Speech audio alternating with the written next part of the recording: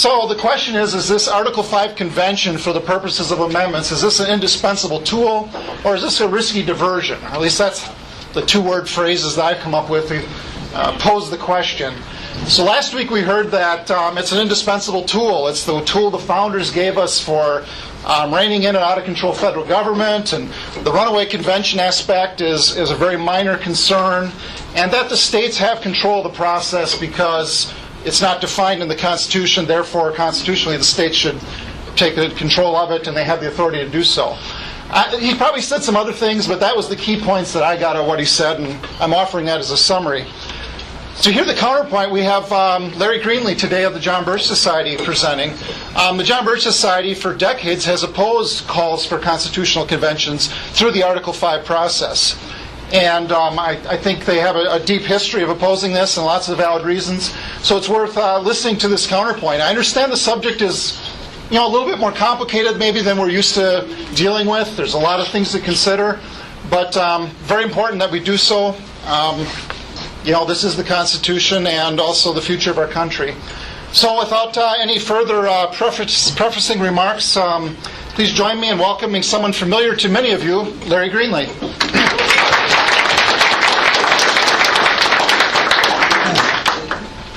Thank you.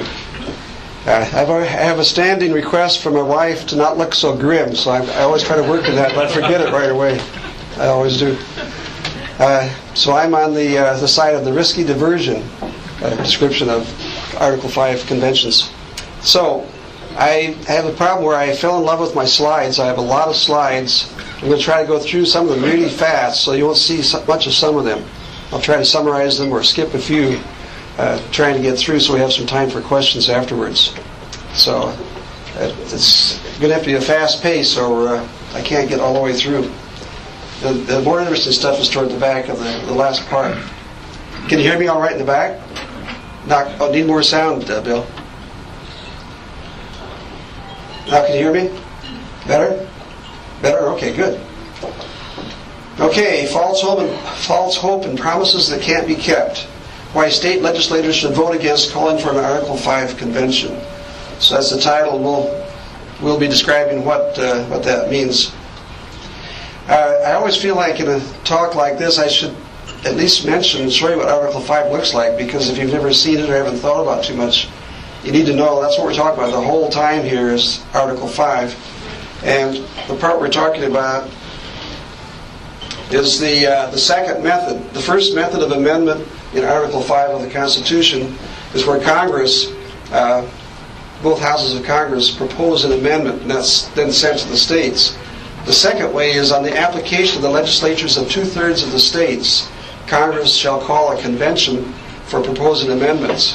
So that's what we're talking about, is this convention for proposing amendments procedure. In either case, whichever way they get proposed, they can be ratified. Congress has the option, ratified by state legislatures or ratified by conventions in the various states. So the state legislators lose control for sure. At that point, it goes to the state conventions. So it's not totally controlled by state legislatures. History of the two methods. The amendments proposed by Congress, 27 have been proposed and ratified, and 0 by the second method. So it makes it interesting. Some people wonder why. That's a very complex method. There's some good reasons why it hasn't happened. I call this the reinvigorated Article 5 convention movement. State legislatures started asking for an Article 5 convention before the first Congress ever convened. There were 2 already when Congress first met in 1789. In the 70s and early 80s, there was a movement for an Article 5 convention to have a balanced budget, to propose a balanced budget amendment. And it got up to 32 states out of the necessary 34. The John Birch Society was the main organization in those days, in the early 80s, that stopped it. Once the John Birch Society got involved, it just stopped at 32 and was froze there for a long, long time. And in the meantime, the John Birch Society worked with state legislators, and 17 states decided that the whole Article 5 convention process was so risky, they rescinded all calls they'd ever made for a constitutional convention. One of them, Florida, has since asked for an Article 5 convention, so it's down to 16 that are rescinded. Of course, Mark Levin's new book, Liberty Amendments, that's what's really sparked a lot of interest. We're going to have to pick up the pace a little bit. This is my conception of the Article 5 Convention movement's argument. So first, the states created the federal government. There's a little, in studying this deeply the last few months, we should bring it to the people of the states created the federal government. Our government is oppressive, out of control, and broken, somewhat misleading. The big thing is our government is not obeying the Constitution. That's a big problem.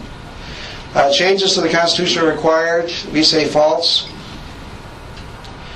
George Mason added a provision to Article 5 of the Constitution for a convention for proposing amendments in case the new government became oppressive. It's true we did that, but if the Constitution is not the problem, then we don't need to use George Mason's method. That's for change in the Constitution. Based on various precedents and state sovereignty over most of the Article 5 convention process, state legislatures can mandate precisely what their delegates would do. And this is a promise that can't be kept. An Article 5 convention was provided for the people to exercise their right to alter or abolish the government, not for state legislators to rewrite the Constitution. I might forget to say it, but anyway, state legislators are not even allowed to rewrite state constitutions. In most states, that takes a convention of the people, not state legislators. They don't write state constitutions in general. So I don't think they should write the federal constitution either. The procedure that Chris Capley talked about at the Mount Vernon Assembly was they'd like to control how the delegates are selected and how the delegates, everything they do in detail. There'd be no freedom. They wouldn't be representing the people, they'd be representing the state legislators. So, I call that a false... Oh, have I read the last one? I guess I haven't. Since we must rein in the federal government by revising the Constitution or lose everything, and since the Article 5 Convention process provides a relatively safe way to amend the Constitution, we must get on with an Article 5 Convention ASAP and discredit all who caution against such a convention. So I refer to this as a false hope. The Constitution is not the problem, so that whole exercise is not required. So part one, the Constitution is not the problem. This section I want to get through pretty fast. The Constitution delegates only limited powers to the federal government, reserving the rest to the states and the people. It secures our God-given rights with its Bill of Rights and provides a rallying point for a restoration of our constitutional republic. The third point, for the Constitution, is being ignored in a massive way, but it's still there and it can provide a rallying point. If it gets changed in the right ways, we'll lose that ability to restore it. George Washington, in 1795, he wrote, this is after he'd served most of his 2 terms as president, he said, "The Constitution is the guide which I never will abandon."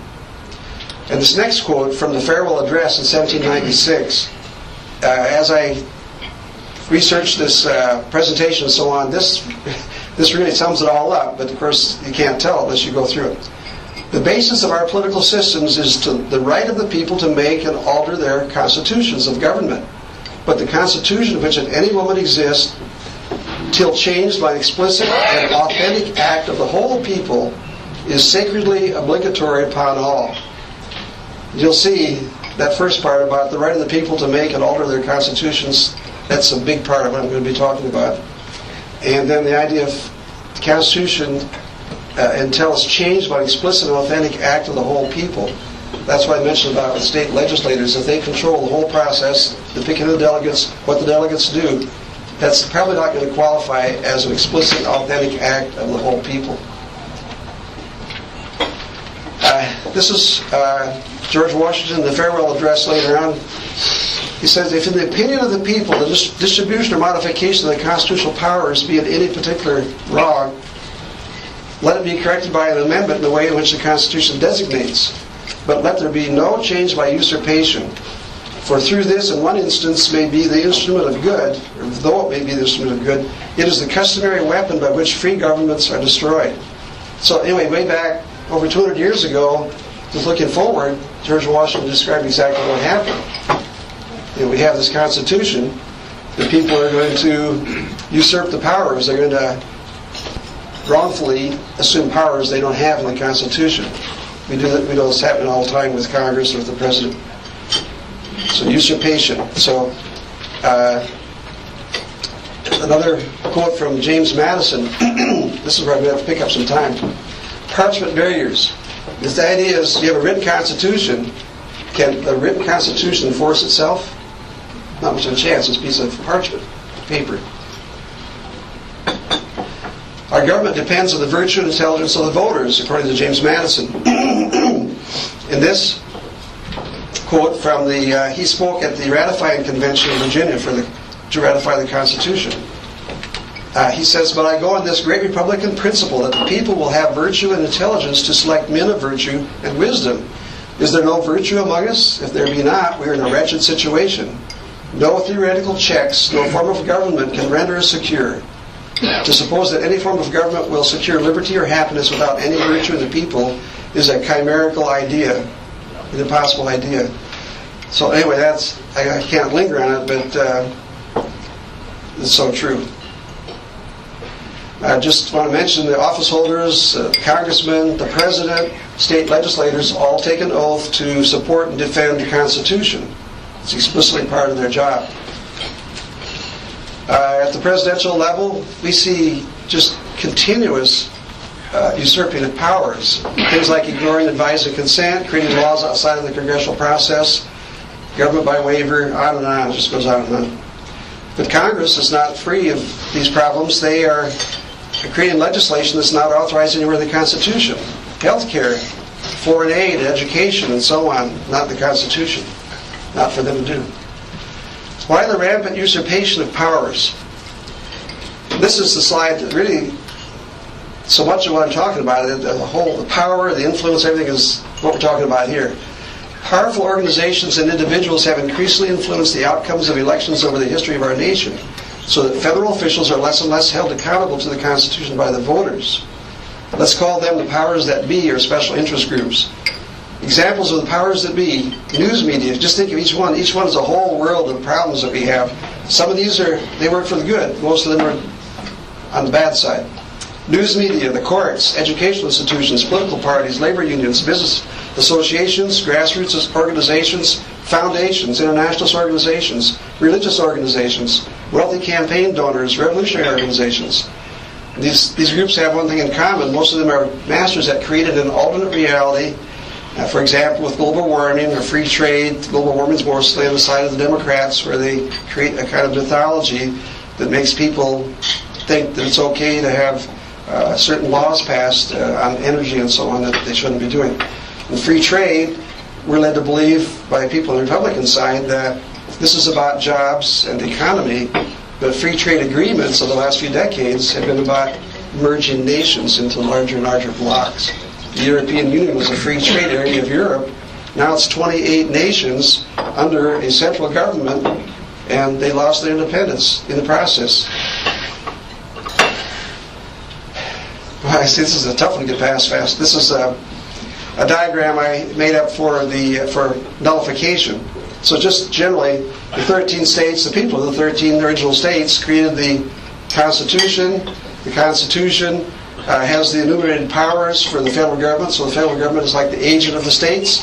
The little problem is the product of this federal government is rampant usurpation of powers, unconstitutional laws, regulations, decisions. Two remedies for usurpation of powers, over in the right corner here: voter education. Voters judge elected officials with the Constitution. Or nullification. States judge federal government with the Constitution, or by means of it. So there's two main ways to turn things around. Given the rampant usurpations by federal officials, the idea is we say a compact nature of the Union. Compact means something like a contract. The contract nature of the Union. The people of the states made a contract called the Constitution to operate in a certain way and create a federal government. What should be done is to insist on a return to the original contract. That's what we need to do. If we settle, in the second point, if we settle for adding just one or two or a few amendments, but let everything else in the Constitution just be ignored, we'll still lose our freedoms left and right. Just a couple amendments in a couple areas can't turn things around. The false hope is the idea we can fix our nation's problems by changing the Constitution. The solution is educate the voters. I know it's really hard. and nullification by states of unconstitutional federal laws. The problem is that there's not a reliable majority of voters to enforce the Constitution, so some kind of strategic education program is required. We have example of the John Birch Society. We've been doing this kind of thing for over 50 years. So let's just take a look at one example, a successful voter education program. This is concerned with the North American Union, the merger of the United States with Mexico and Canada. After NAFTA was passed in the 90s, our establishment elites patiently worked to try to bring off a North American Union. Around 2007, we produced a special issue of our magazine, The New American, about this merger in the making. This was one of our main tools. We distributed about 1 million copies of this magazine and untold numbers electronically and used other tools. But anyway, the result is that when the North American Idea was published in 2012 by Robert Pastor, he's known as the founder of the North American Union. In this, he said that he's named the John Birch Society by name as among the leading groups that have been the most vocal, active, and intense on North American issues, and they were effective in inhibiting the Bush administration and deterring the Obama administration from any grand initiatives.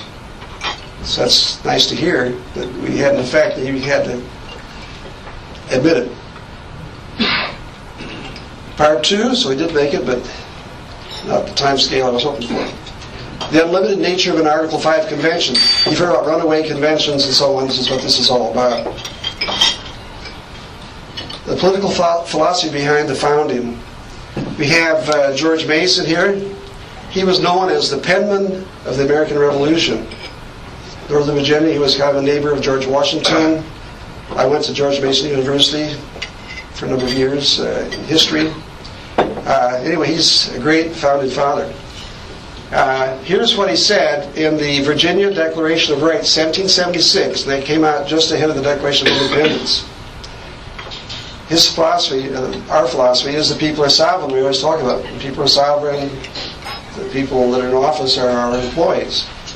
He says that all men are by nature equally free and independent and have certain inherent rights of which, when they enter into a state of society, they cannot by any compact deprive or divest their posterity. That all power is vested in and consequently derived from the people. That magistrates, like congressmen, state legislators, and so on, are their trustees and servants and at all times amenable to them. This is the American political philosophy. People are sovereign. This is the Declaration of Independence. We're going to go to the early part of the Declaration. This part we're all very familiar with. Life, liberty, and pursuit of happiness, and so on, our rights. To secure these rights, governments are instituted, and they did that with the Articles of Confederation, but came back in 1787 and created the Constitution that we have. Here's the one that's more obscure. I don't remember in the past really focusing on this, but right away after that, after the securing our rights, this one comes up. That whenever any form of government becomes destructive of these ends, it is the right of the people to alter or to abolish it, and to institute new government, laying its foundation on such principles and organizing its powers in such form as to them shall seem most likely to effect their safety and happiness. This is considered a right of the people. They were, with this document, doing the very thing. They were splitting away from England. James Madison referred to this right in Federalist number 40. He was given grief in those days that maybe they went too far. They were told that they had kind of a charge of a runaway convention. Anyway, he gave a lot of justification for why they produced an entirely new Constitution and why they changed the ratification procedure. He admitted that changing the ratification procedure he felt was the big thing they did different. Anyway, he refers to this right to abolish or alter their governments, a right of the people. He refers to this right as the transcendent and precious right of the people. George Mason's role in Article 5, I'll just pick up speed a little bit here. He's given credit for putting the provision in Article 5 to have conventions for proposing amendments. He's given credit. As far as I know, all proponents of an Article 5 convention agree that Mason played this role. This is with the detail of his role. On September 15th, I think it was 2 days before the Constitutional Convention was over, this was the draft, this was the status of Article 5. And there's no convention in it. Colonel Mason, George Mason, thought this plan was exceptionable and dangerous because the proposed amendments, the way it was written, depends so much on Congress. He said, since it depends on Congress, no amendments of the proper kind would ever be obtained by the people if the government should become oppressive, as he verily believed would be the case. So he was concerned about an oppressive government. I think it's going to be in the slide coming up. He agrees entirely with the right of the people to alter or abolish their government. So he wanted to put this kind of thing into the Constitution, but he put it in the form of a convention of the people. It was moved and passed, and so we got the Article 5 Convention from George Mason's efforts. George Mason, in his Declaration of Rights, I think this was the third one he listed, to save time, we just, instead of going through all those words, it basically endorses, it's almost exactly the same as in the Declaration of Independence. The people have the right to alter or to abolish their government. The reason I bring this in is because George Mason got that into the Constitution, that people have the right to alter or abolish their government in these conventions to propose amendments. That's not a limited convention. You can't alter and abolish your government and have a limited convention. That's an unlimited one. George Mason was able to get into the Constitution in Article 5. He was able to get this right of the people to alter or abolish their governments written into it. It's in the Constitution. But it's dangerous because since it's unlimited, you don't want to do it without supply.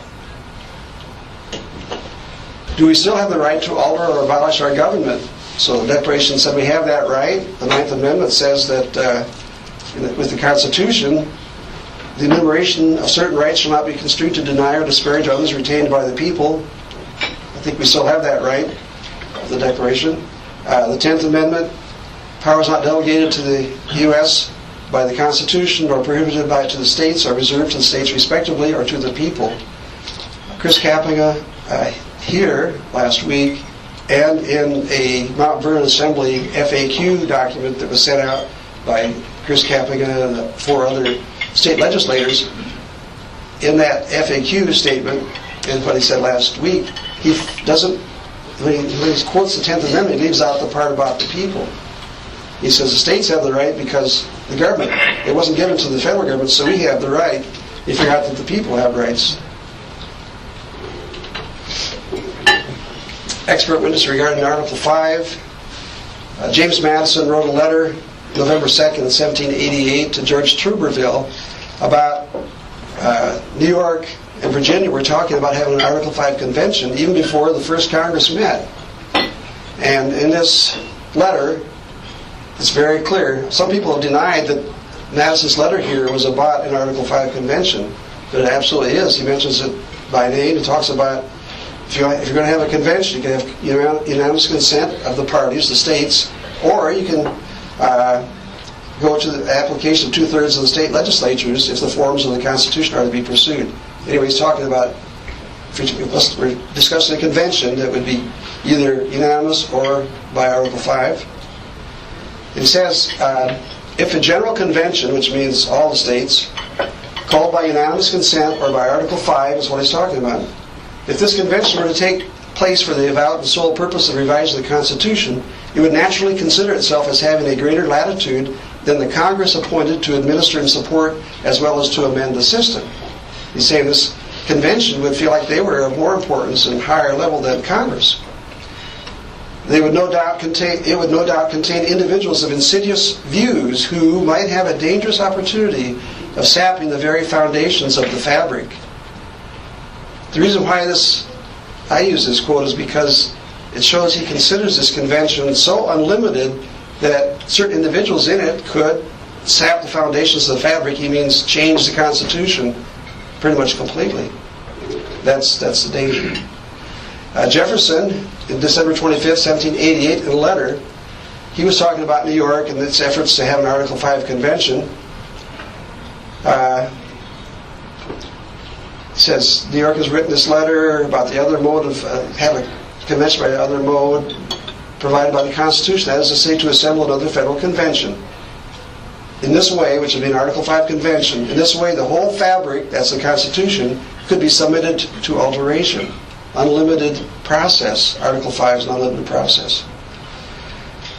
Well, we're going to have to watch the time there. We oppose a balanced budget amendment Article 5 convention, even though we have a lot of reservations about balanced budget amendments that we see. There's escape clauses. There's always the idea if there's an emergency, then Congress doesn't have to balance the budget. There's emergencies all the time, so that's a whole problem. We're against it because a convention, for any purpose, would be inherently unlimited and thus could easily lead to harmful changes in the Constitution. And last week, Chris Kapling had told us that, the way I remember it, he said a balanced budget amendment convention would be one in a series of many more. Can state legislators limit an Article 5 convention? So this is a good question.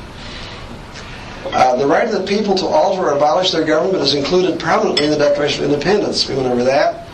It appears that George Mason insisted on this inclusion of a convention in Article 5 in order to provide a way for the people to exercise this right. Now here's a quote from the Mount Vernon Assembly FAQs. Quote, "We know writing the rules for a convention of the states, including an Article 5 convention, is the responsibility of the states. The 10th Amendment specifies that powers not specifically enumerated in the federal government in the Constitution belong to the states." And he forgot, or to the people. It makes a difference in this case because Article 5 conventions are about the people. When you have a state change the Constitution, they have a convention of the people of the state to change the Constitution. They don't have the state legislators in there. Since it is the people who are sovereign, not congressmen, not state legislators, neither Congress nor state legislatures can limit the right of the people to consider and propose amendments in an Article 5 convention or to prescribe a new ratification procedure. That is, they can't limit their ability to prescribe a new one. Part of having a convention of the people is they can alter the government. It includes changing the ratification procedure because that's part of the government they're altering. That's why it's dangerous. Will the powers that be go quietly into the night? And we talk about those powerful organizations that have such a huge influence on everything we do in this country. Do you think they would stay on the sidelines during any Article 5 convention process? Are they already influencing state legislators? You stop to think about it, they know where the state legislators are just as well as they know where Congress is. They're already there. Would they miss a chance to change the Constitution closer to their heart's desire? These powerful forces would definitely exert themselves on Congress, the courts, state legislators, delegate selection process, convention process, ratification process. They would be all over that. Is ALEC a special interest group with an agenda? The American Legislative Exchange Council, ALEC, membership consists of nearly 1/3 of all state legislators and hundreds of business members and sponsors, including the U.S. Chamber of Commerce, 3M, AT&T, so on, scores of other multinational corporations. ALEC has promoted an Article 5 convention for decades. ALEC also promotes congressional passage of the Trans-Pacific Partnership, TPP, and the Transatlantic Trade and Investment Partnership, TTIP. These two trade agreements are considered so dangerous by the John Birch Society that stopping them is considered to be one of its top action projects for 2014. So I'll just stop. I'm going to try to get to it, but if I don't bring it up explicitly, this is one of our issues of our magazine from September about the free trade agenda, we call it. What's transpiring is that these trade agreements with Pacific Rim nations and with the EU, it's really the powers that be are poised with a knockout punch for our country to take away our independence and with it our freedoms and rights. And it's coming up fast. They have an enabling thing called Trade Promotion Authority that will come up in the next couple months in Congress. If they get that passed, that makes it easy to get the Trans-Pacific Partnership passed this year, they hope. And then the merger, or let's say the agreement with the EU would come in a year or two down the line. So this is all going to come very quickly. So there's not time for conventions and things like that. We need to start mobilizing to stop these things. Here's an article. United States of Europe appeared in the April 10th, 1989 issue of the JBS News magazine, The New American. The JBS was virtually alone in accurately predicting the transformation of the European Economic Community of 1989 into the European Union of today. The EU is a rapidly growing supranational government for Europe that increasingly dominates all aspects of life in 28 formerly independent European nations. Now the Americans and Europeans that built the EU are working on a US-EU merger via this transatlantic trade and investment partnership. We know how aggressive the EU is. They've absorbed all those nations, starting with a few and all the way up to 28 now. And we don't want to be part of this kind of a partnership with them. ALEC supports the Transatlantic Trade and Investment Partnership, TTIP, which the JBS describes as a so-called free trade agreement that will lead to the economic first and then political integration of the United States and the European Union. The TTIP agreement is more dangerous than our budget deficits and huge national debt. A lot of the Article 5 Convention momentum is based on the horrible problems we have with our budget deficits, the horrible national debt. We've had this for a lot of years, we're still around. But these a merger, ultimate or eventual merger with the European Union that's coming on fast, if we lose our independence, then we've lost. We don't have to worry about budget deficits. We'll be all combined together in one big balance sheet for ourselves in Europe, and ultimately, as mergers go on, ultimately the world. The danger of the new free trade agreements that we're talking about, they threaten our rights. New free trade agreements with Pacific Rim nations and the European Union would lead to the end of our independent constitutional republic that has secured our rights since 1787. So it's big. And that ALEC supports that, it's just troubling. And that 1/3 of the members of the state legislatures, 1/3 of the state legislators are members of ALEC. So this free trade agenda needs attention quickly. I've already covered that. The key votes are coming up this year and next. And that's coming up. Would ALEC members be writing amendments? Nearly 1/3 of state legislators are members of ALEC. ALEC members organize the Mount Vernon Assembly. I just looked at the list of 5 state legislators that invited the legislators to come. I only checked 2. One is Chris Kaplan, I think he's a member, and another one, Vance of Oklahoma, is on the board of directors of ALEC. And they mentioned that they were holding this meeting on December 7th in Mount Vernon. So ALEC members attending ALEC meetings that week prior to December 7th could easily come across from wherever they would come to the D.C. area, come over to the meeting. So anyway, we know a lot of ALEC members are involved in the Mount Vernon Assembly and involved in this idea of a Article 5 convention. If the Mount Vernon Assembly's goal of enabling state legislators to convene an Article 5 convention and completely control the proposal of amendments succeeds, it would seem that many ALEC members would be involved in writing the amendments in some way, because so many of them, if 1/3 of all those legislators are ALEC members, they could easily be in there. Shouldn't we, the people of Wisconsin, oppose this, since ALEC is an organization which promotes the sovereignty and freedom destroying TPP and TTIP free trade agreements? And ALEC, a direct conduit between harmful interests and the rewriting of the Constitution? Question mark. This slide is sort of the money slide, you might say, because this is our traditional, the John Birch Society position on Article 5 conventions. So we oppose the revising of the Constitution by representatives of the sovereign people in an Article 5 convention at this time, but this time in a long ways in the future, because we don't see much changing. We oppose it at this time in light of the widespread lack of understanding of and appreciation for constitutional principles, and because such conventions are inherently unlimited and therefore dangerous to the Constitution.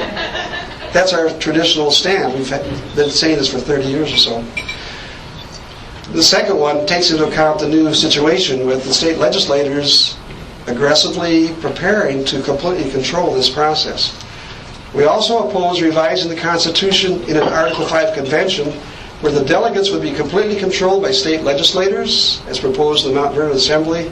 This would amount to an unconstitutional usurpation of the powers of the sovereign people by the state legislators. Provide state legislators total control over this unlimited amendment process. So it's still an unlimited process. If the state legislators have control, they have a lot of power. And it makes it easier for special interests to influence the revision of the Constitution via their influence on state legislators, We don't know the degree of that. Maybe there's none. But anyway, that is a way it could happen. We don't have, things where we're going to point fingers at who's being influenced, but it looks like it's possible. This is just one brief look at some of the left-wing fans of the unlimited Article 5 process. Professor Amar at Yale is very high stature, sterling professor of law. He's just one example. There's an example of Common Core literature, piece of literature about the Constitution. It was Professor Amar. It just flows right into Common Core like that. Anyway, he wants to change things. Professor Levinson down in Texas, Lawrence Lessig. He wants a left-right coalition to call an Article 5 convention. And I asked the question, what do they know that conservatives don't know? Why are they so keen to do this? Many of them have wanted to change the Constitution for a long, long time, but they need some momentum from other quarters to get things rolling, and then they'll be able to do their thing. This is Soros-financed Cenk Uygur of the Young Turks show on the internet.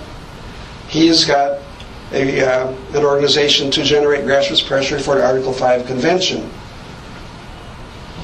What should we do?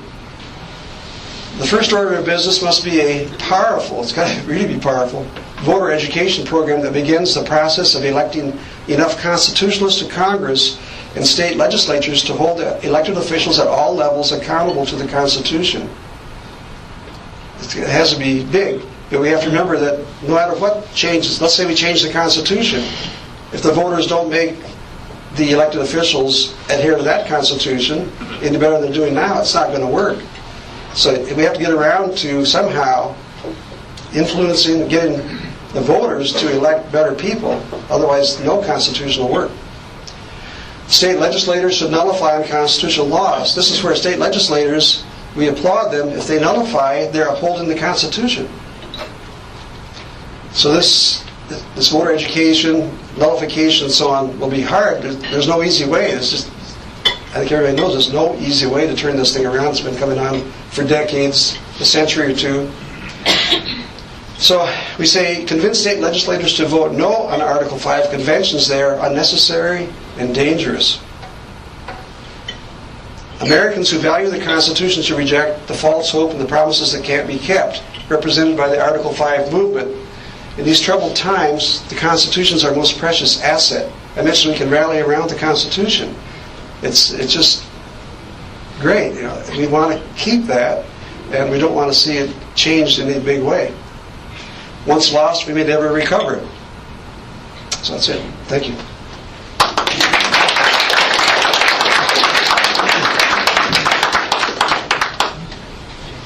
What do we got for time? I only missed by 2 or 3 minutes, so that's... Yeah, you must have got out. Well, we definitely need to take some questions since you obviously finished ahead of time, for a reason. Right.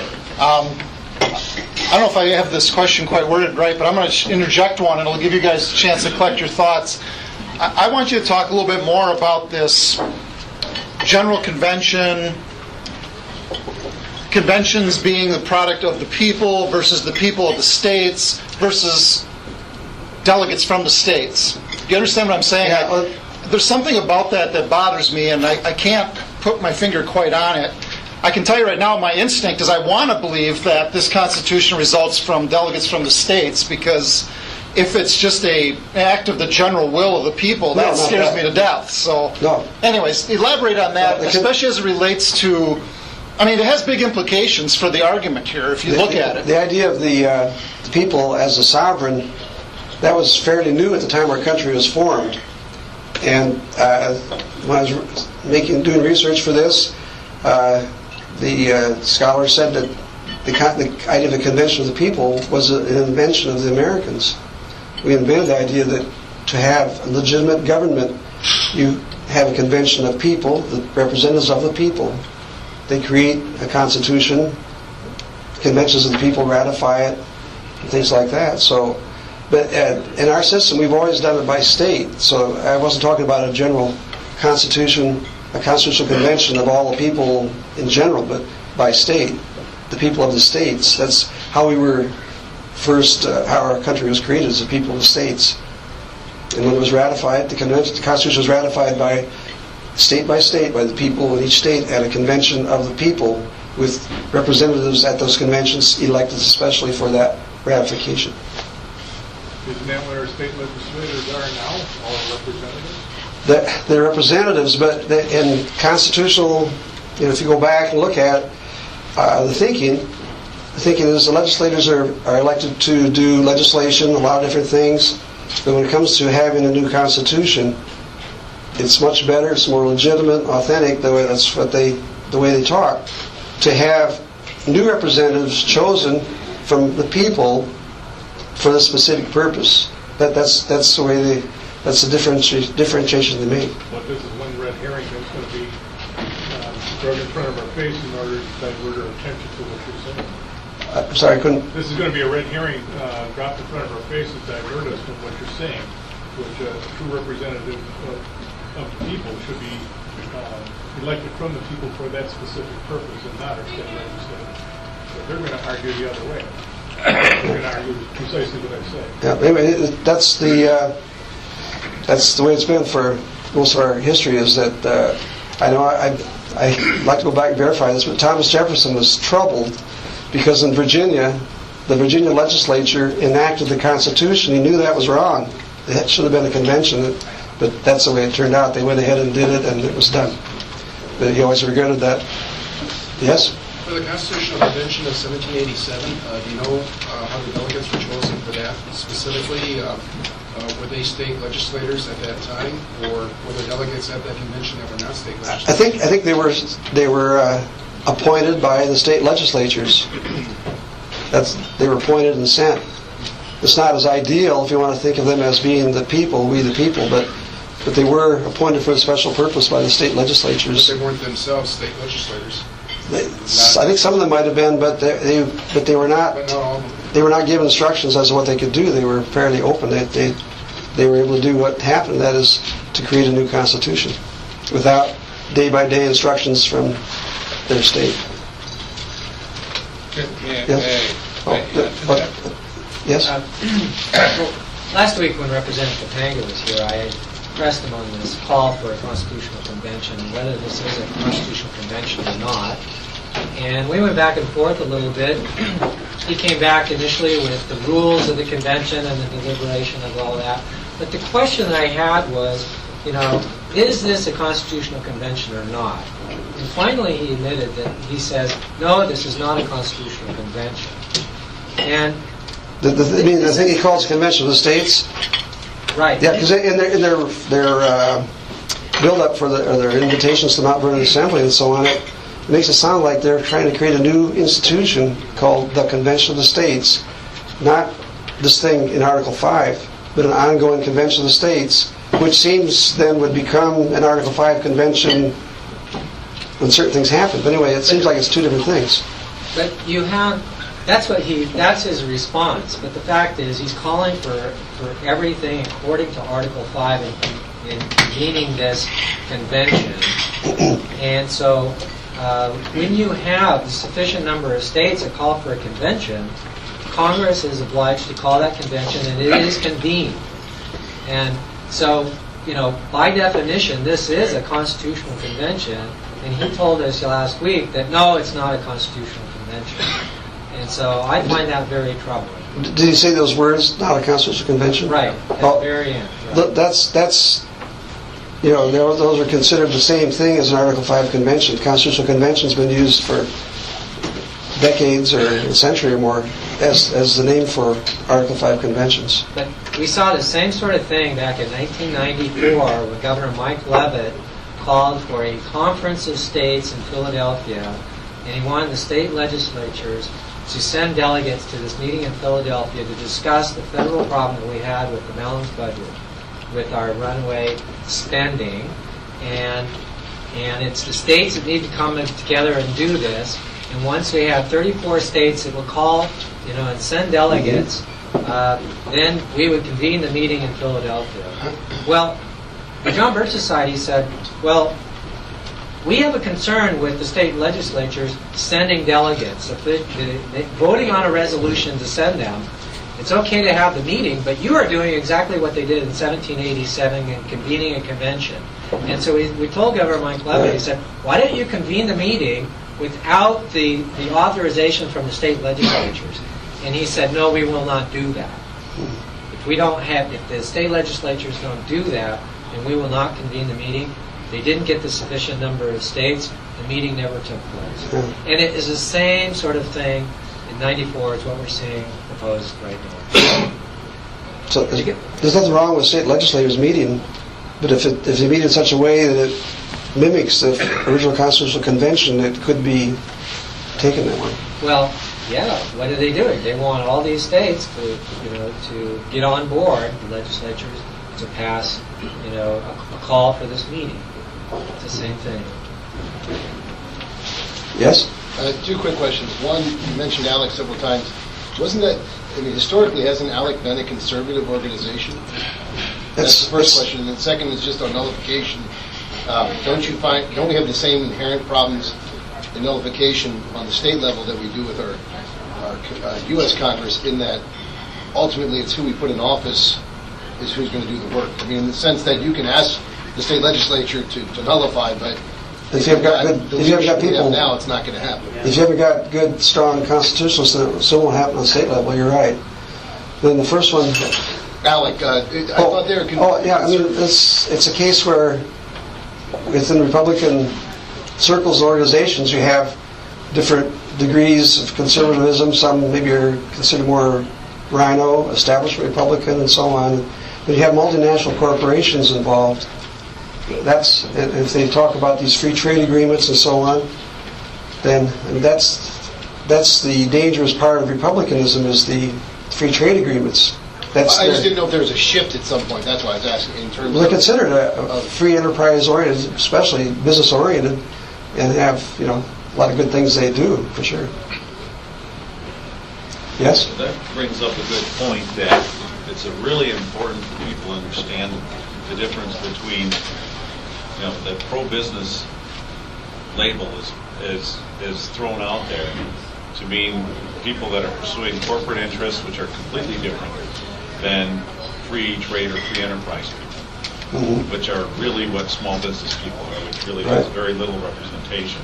Right. And so, these free trade agreements are really a corporatist pursuit. It's mostly multinational corporations that want to make it easy to do business across the world.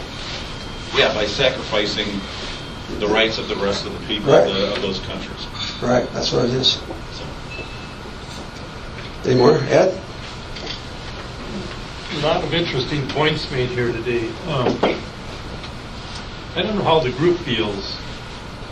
I know what's driving me as I look at nullification and I look at Article 5.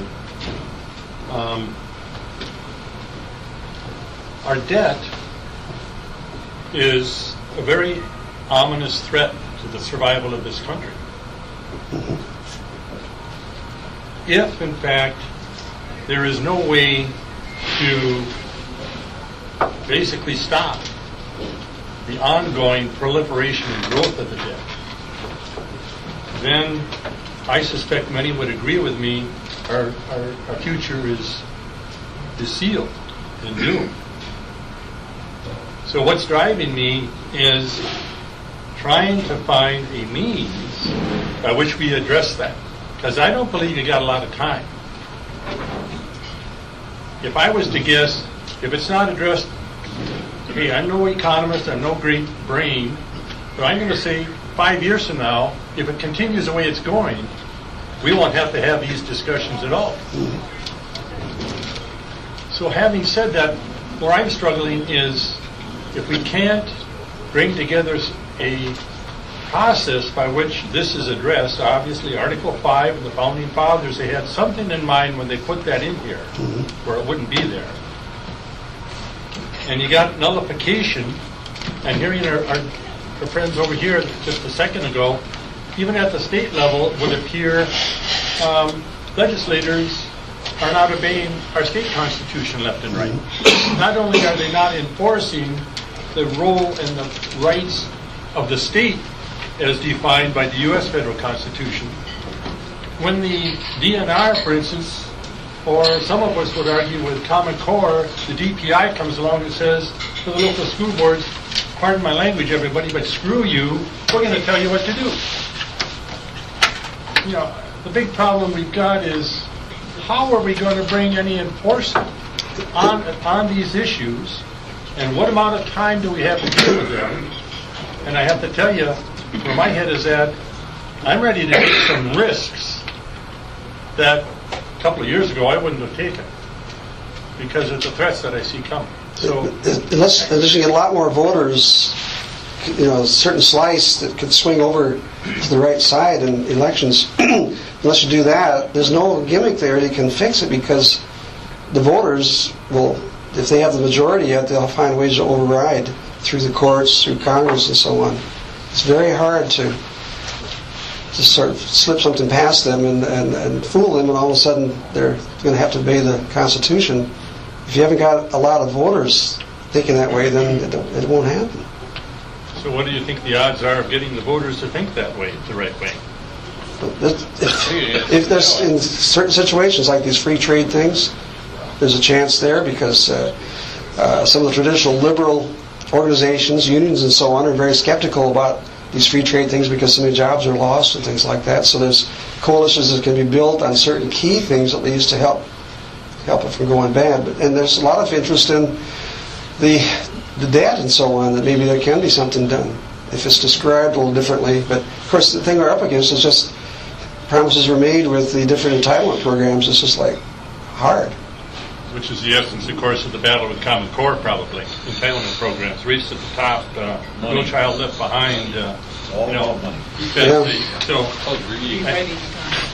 I guess we're getting close on the time here. Back in the back. What? Yes, thank you, Mr.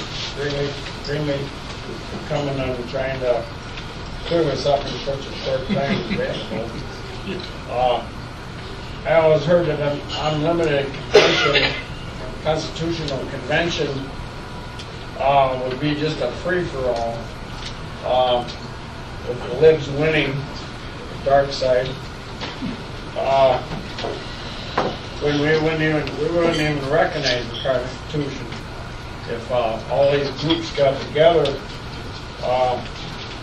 You think this is the way it would go? And I have joined John Birch Society because I think I can't do anything myself, and I think the John Birch Society is really working on these things. And you said how long they hold these things off, and I'm very grateful for that. What do you think? Is it possible that it would just be a free-for-all?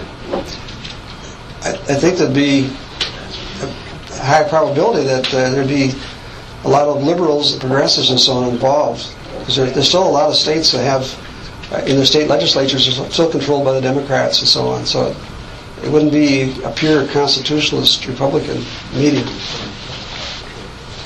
I think I should take some. Probably should take that one last question there, and then we got. Okay. The whole thing seems to be obvious. Are you willing, as Ed said, to risk? And the risk really is the Second Amendment. Are you willing to stick the guns out there and say, no, you've had enough, stop it? To take the risk of losing that in an Article 5 convention? Are we? Well, anything for that matter, or Yeah. putting all these usurpations out to the pasture. The only way these people seem to understand, without twisting it around, is through the Second Amendment. And then that enters all kinds of risks there. What's it? At least that is something that you get a lot of agreement on, so that can help us turn things around. And it's You're all right. boiling down to it. You're right. I think David is. Yeah, we should probably wrap it up there. How long is your question?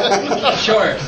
One thing we have not seen from the proponents a wording for a balanced budget amendment. We haven't seen that. So we haven't seen anything along those lines, which I think is significant to mention at these meetings. We haven't seen the language for that. And a quick question: if this convention is convened, you talked about the fact that the sovereignty rests with the people. That was a big point that you made.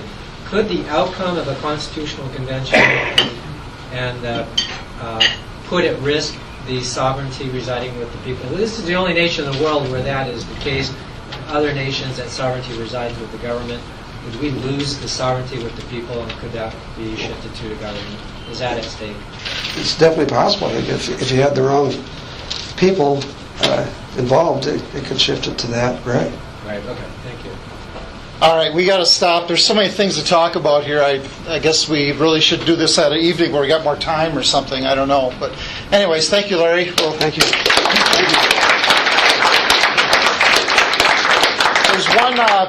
there's one aspect to this that I think is likely to be an outcome if a convention were called, and that is you would have conservatives who would go there, and they would want to see, of course, a balanced budget amendment or something like that. But as Larry alluded to, there's several left-wing organizations that would like to call an Article 5 convention as well. And they're motivated by the Citizens United case about corporate personhood and money and corporate money during campaign season, whether it be issue advocacy or express advocacy. So I think that there would be an interesting battle that would take place, and maybe it would become de facto runaway just by virtue of the compromises that both sides would be encouraged to make in order to get something to happen. So I put that thought out there because I've been thinking about it, and I do have someone lined up to speak in about 4 weeks or so that will address this whole business of corporate personhood and the fixation that the left has with the Citizens United case and what are the real principles at stake. And I think it'll help us think about it, and it ties into this topic. So I think it's going to be kind of interesting. Steve, I was wondering if you could help us out. I know you say there's a hearing tomorrow, and you got some bus going and all this stuff for your side of this situation. So what's going on there? Because I made a few calls, and it seems more up in the air than what I got from you. So I'm hoping you can help me out. Yesterday was Columbus Day, I think, so the resolution didn't get the understanding is it'll be filed today. Okay. We'll officially have the hearing time. Still think it'll be Thursday. Think it'll be 1 o'clock. Don't know yet. Hopefully that'll be confirmed later today. So we have a bus chartered for anyone that's interested in this issue that would like to go down. For $10, well, you can get a round-trip ride. Well, you can get a round-trip ticket, and you can use half of it to get there. If you testify against the Article 5 amendment, you'll have to find another ride home. Feel free to join us. A lot of interest on there. Lot of when the bill comes out, I think we're going to see a lot of assembly reps that come on board as sponsors. I think you're going to see significant support in the Senate. And again, I think it's because of the belief that they will not be limiting the drafting of the amendment, but they have a clear ability to pass empowerment legislation that will limit the conflict to the. So I encourage you to come down and hear the debate. Well, you can take Steve's Broadway to destruction, or you can take the narrow, humble way with whoever else is going to go down. I don't know if there's even going to be a hearing on Thursday. We'll see. But some of us are talking about maybe going down. I might go down, just so you know, Steve. But I got to find out first if it's even happening. Is this related to the... It's not. Something else. Okay. Give a second. Let's see here. I wanted to just mention... well, actually, Ed, why don't you just go ahead quick, and then I'll mention what's coming up next week. And I just wanted to state quickly, some of you were aware that we were going to try to hold training this coming Saturday at Freedom Project Education on Facebook, Twitter, and Skype. Training was to be focused on using the skills that we developed to help elect conservative candidates. The point I'm making is that training is not this Saturday. It will be the following Saturday, February 1st. So I didn't want people going over there and finding out the doors were locked. But a week from this Saturday, February 1st, 9:30 to 12:30 at Freedom Project Education. Okay, Don't next forget to call the governor. Hickory Farm. next week we are 99% sure we'll have Andre Jacques here to talk about some of his pro-life bills that have been declared persona non grata by Senate leadership. Mr. Fitzgerald, I know, made a statement to the press a few weeks ago. So I figured that would be a good opportunity to get Andre back. We haven't had him here for quite some time. And, of course, his one of his issues close to his heart is the pro-life issue. So he will be here. If not, we'll schedule him for the following week and do a shuffling around with a video. So that's pretty much all I got to say. Tom, you got some information that you wanted to share about the American Center for Law and Justice. Maybe just for sake of time, I'll say that you got some information about the outlawing of Christianity that the American Center for Law and Justice is concerned about. If you want to see Tom about that, that would be of value to him because he's concerned about it. So with that, why don't we just close? I apologize, we're about 5 minutes past our close time. We'll see you next week. Thank you.